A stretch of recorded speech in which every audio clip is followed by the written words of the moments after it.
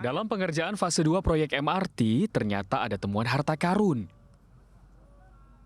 Para pekerja proyek tak sengaja menemukan sejumlah artefak peninggalan peradaban masa lalu. Sahabat RTV, proyek MRT Jakarta CP203 ini dimulai dari kawasan Glodok sampai menuju kawasan Kota Tua. Dan salah satu temuan yang menarik ini adalah saluran air terakota. Saluran ini dirancang pada tahun 1730 dan mulai difungsikan di tahun 1800. Ini adalah saluran untuk menyalurkan air bersih dari kawasan selatan untuk dialirkan kepada warga yang tinggal di kawasan Benteng Dalam alias Kota Tua sampai ke Pasar Ikan. Dan salurannya dibangun menggunakan bata kuning yang diimpor langsung dari Eropa. Dengan sifatnya yang tahan air, bisa dilihat nih, sampai sekarang salurannya masih cukup kokoh.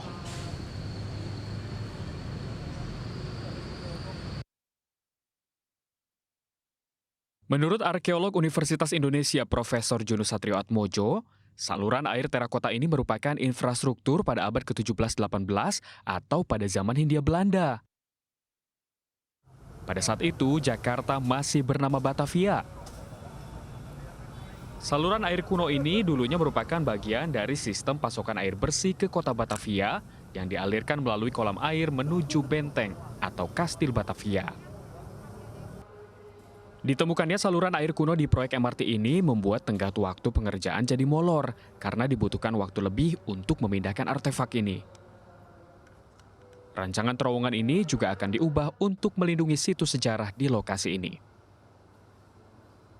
Kami akui, Mas, jadi ada titik di daerah kota itu akhirnya keputusan dari tim cagar budaya itu harus in situ treatment, istilah tim arkeolog, atau nggak boleh kita apa-apain. Jadi memang ada titik di mana kita mentok ke dinding Kastil Batavia zaman dahulu, di area dekat Museum Mandiri lah. Jadi ada jalur kami yang emang akhirnya diputuskan tim cagar budaya, kalian nggak bisa bongkar ini, nggak bisa nembus ini, jadi kita memang agak mencong dikit ke arah di stasiun Beos itu. Diperkirakan masih banyak artefak kuno yang bakal ditemukan dalam proyek MRT ini. Pasalnya, proyek ini masih akan memanjang dari kawasan historis Kota Tua sampai kawasan Ancol. Kita bisa bilang bahwa ini adalah temuan yang masif karena memang pergerakannya semakin ke arah ke utara. Kita akan melihat begitu banyak aktivitas peradaban di masa itu.